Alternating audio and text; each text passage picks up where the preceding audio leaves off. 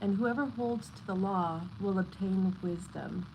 She will come to meet him like a mother, and like a young bride she will welcome him. She will feed him with the bread of understanding and give him and give him the water of wisdom to drink. He will lean on her and not fail, and he will rely on her and not be put to shame. She will exalt him above his neighbors and will open his mouth in the midst of the assembly. Gladness and a crown of rejoicing and an everlasting name he will inherit. The foolish will not obtain her, and sinners will not see her. She is far from arrogance, and liars will never think of her. Praise is unseemingly on the lips of a sinner, for it has not been sent from the Lord. For in wisdom must praise be uttered, and the Lord will make it prosper.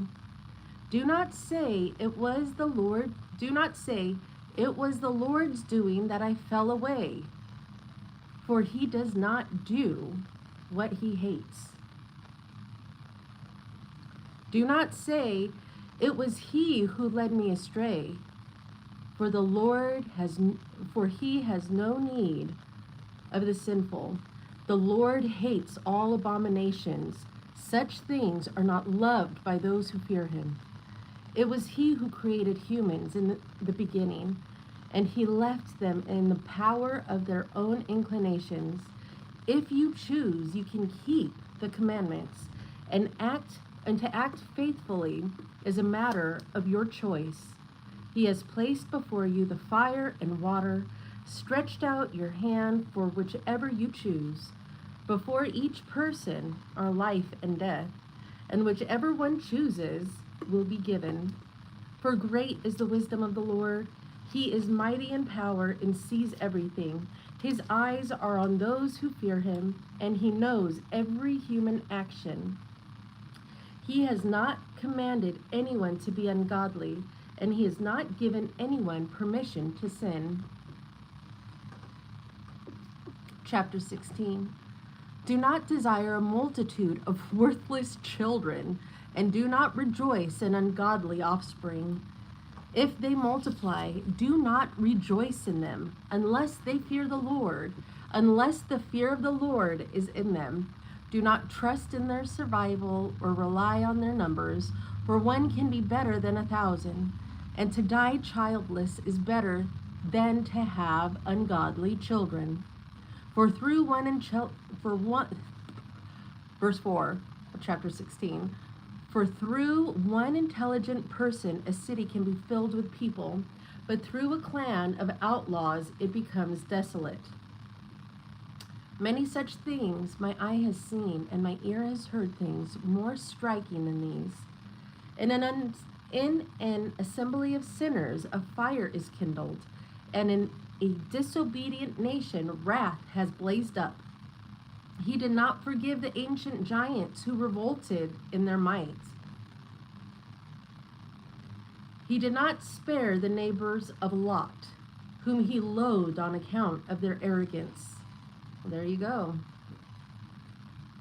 He showed no pity to the doomed nation, on those dispossessed because of their sins, or on the 600,000 foot soldiers who assembled in their stubbornness.